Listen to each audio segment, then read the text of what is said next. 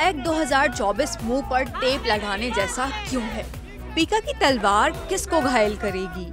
सुहेल वड़ाइच की पहली सहाफती गलती की उन्हें क्या सजा मिली? सीनियर सहाफी और तज्जियाकार सुहेल वड़ाइच ने जंग में अपने कॉलम फैज़े आम में पीका तरमीमी एक्ट 2024 पर गहरा तज्जिया देते हुए लिखा कि माजी में भी इनका दिल आज़ादी सहाफत के लिए वैसे ही धड़कता था जैसे फ्रंट सीट लीडरों का। उन्होंने जनरल ज़ियाउल हक दौर में सरजद अपनी गलती का बताया जब उन्होंने एक खबर शाये कर दी जिसमें उन नामों की फहरिस्त छाप दी जिन्होंने एक सरकारी बैंक से लिए हुए करोड़ों के कर्जे माफ करवाए थे।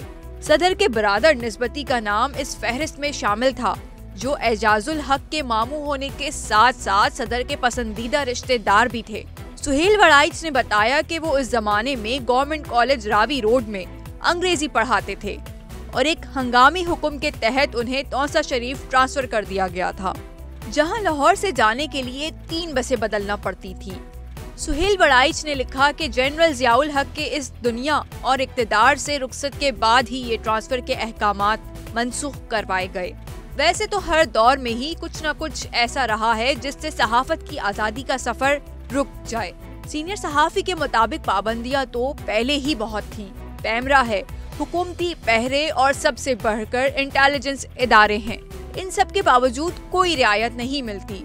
मुंह तो पहले ही सोच समझकर खोलना पड़ता है। अब पीका तो मुंह पर टेप लगाने के मुतरादिफ है। सुहेल वड़ाइच के मुताबिक पीका की तलवार सिर्फ उन्हीं पर चलेगी जिनकी गुफ्तगू और तहरीर पहले ही कई दरवाजों और तारीक राहदारियों से गुजरकर बाहर निकल पाती है। इंसान वो पहला जानवर है जिसे कुदरत ने जबान बख्शी। ये जबान और मुस्कुराहट थी जिसने इंसानों को जोड़ा। गोया इंसान जबान के बगैर इंसान ही नहीं। जिस माशरे में भी जबान पर पाबंदी लगती है वो माशरा कभी तरक्की नहीं कर सकता। सीनियर सहाफी के मुताबिक मगरबी मौरख इस्लामी और ईसाई सल्तनतों को तारीख दौर कहते हैं और पुकारते हैं क्योंकि इनके ख्याल में शहंशाहों के दौर में समाजी, मजहबी और इजहार राय की आज़ादी नहीं थी। बर्ट्रैंड रसल की राय है कि मुसलमान और ईसाई रियासतों में तरक्की और साइंस के आगे न बढ़ने की वजह आज़ादियों पर पाबंदियां थीं। ये दुरुस्त है कि पाबंदियां हुकूमतों की उम्र शायद कुछ तवील कर देती हैं मगर रियासतों को खोखला कर देती हैं। पाबंदियां तख्लीक की दुश्मन है। दुनिया के जिस मुल्क में भी समाजी और मजहबी पाबंदियां हैं, इजहार राय की आज़ादी नहीं, वहाँ कोई तख्लीक हो ही नहीं सकती।